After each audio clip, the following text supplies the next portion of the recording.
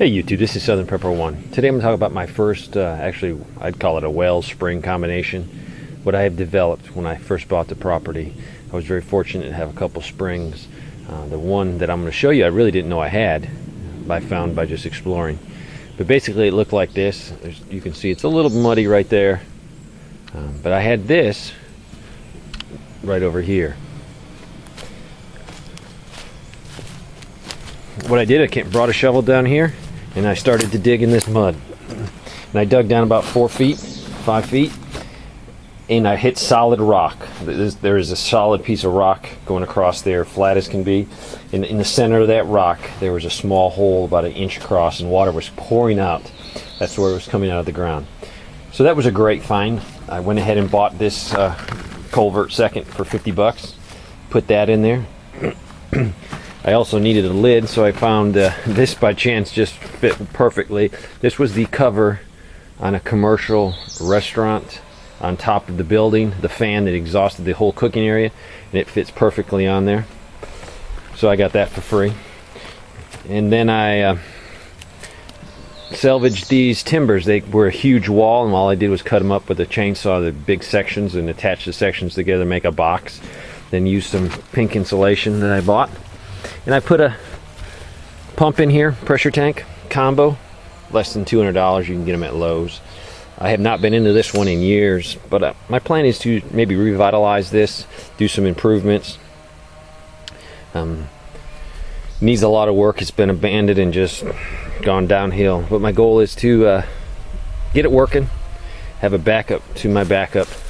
It won't be hard, just going to be some work. So my ultimate goal is to fill in some more rock here and then pour like an 8x8 slab over this, tear that down, and put the pump, if it's still salvageable, inside the building. Just a small concrete building to keep things cool. I'm going to try to use this as a poor man's refrigerator. It should stay cool, and also I'm going to make some hooks and some milk crates. And I could actually lower stuff into the water because that water is pretty cool from the temperature of the ground. This was my first I guess spring well combination that I developed ever. It worked good for over 3 years. I would come down here occasionally and take some Clorox and dump into that, make sure we weren't getting sick on any bad critters that could have got in here. But it worked fine for us. It's probably a $400 total investment. I ran power down here and then ran the water line up. So I'm going to try to revitalize it.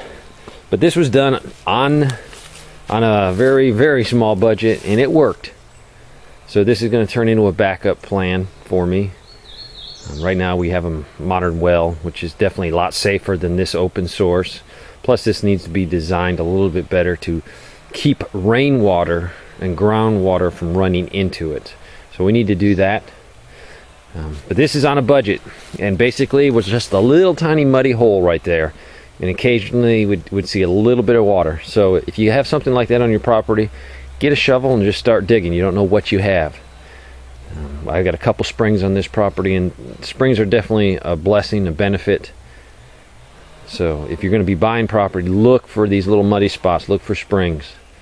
It can definitely help you if you can't afford a well right away, and it also can give you a backup water source. So I'll show some more of this as I get this cleaned up, get it a little bit safer to drink and a little bit more efficient. Thanks for watching.